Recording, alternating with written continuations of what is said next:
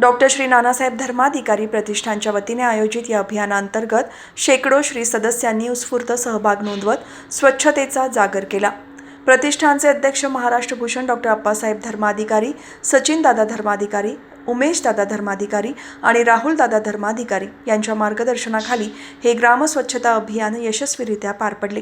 या मोहिमेदरम्यान वासांबे ग्रुप ग्रामपंचायत आणि मोहपाडा हद्दीतील विविध सार्वजनिक ठिकाणाची स्वच्छता करण्यात आली।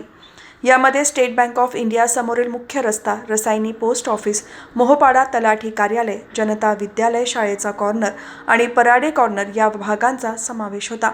तसेच मोहपाडा प्राथमिक आरोग्य केंद्र, रायगड जिल्हा परिषद मराठी शाळा आणि रसायनी पोलीस स्टेशन परिसर श्री सदस्यांनी श्रमदानातून पूर्णपणे स्वच्छ केला। सकाळपासूनच शेकडो श्री समर्थ दासभक्त हातामध्ये विळा, पंजा, झाडू, कोयता, गोणी आणि फावडे यासारखी स्वच्छता साधने घेऊन मोहिमेत सहभागी झाले होते।